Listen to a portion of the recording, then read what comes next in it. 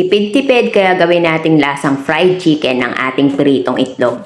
I-frozen mo lang, i-freezer mo yung egg overnight. Ayan, and after mo siyang ma-freezer, yan, pag frozen na yung egg, lagyan mo lang ng konting tubig para mabilis balatan.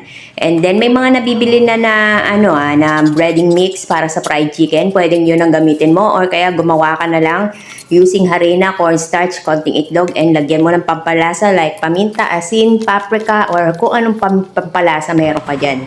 And then, lagyan mo siya ng harina para dumikit yung butter dun sa itlog and saka mo siya ipirito sa mainit na mantika. Ang secret dito is dapat pala hindi masyadong matagal yung pagprito para paghiwa mo dun sa itlog, buo pa yung pula. Ay, yung pula niya is parang yung hindi pa siya lutong-luto. Runny yung eggs. Yun ang mas masarap. Kaya lang napasobra yung pagprito ko kaya hindi na masyadong naluto yung itlog. So, mas gusto ko sana yung medyo running itlog para yung sa mainit na kanin isasabaw yun doon ng mga anak ko. Yun ang gusto nila. Pero dahil nga ang gusto nating ma-achieve dito is para siyang fried chicken, iprito mo siya na medyo crunchy yung yung butter. So, pwede mo rin siyang gamitan ng tempura butter para hindi maitim and maglasang tempura siya.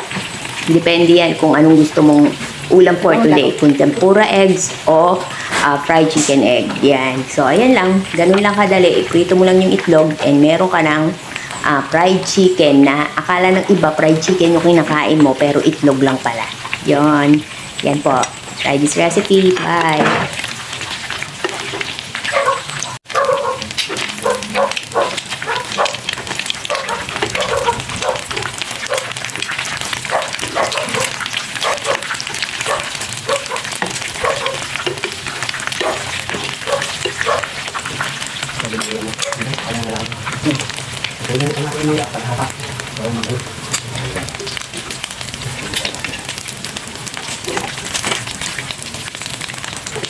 Thank you.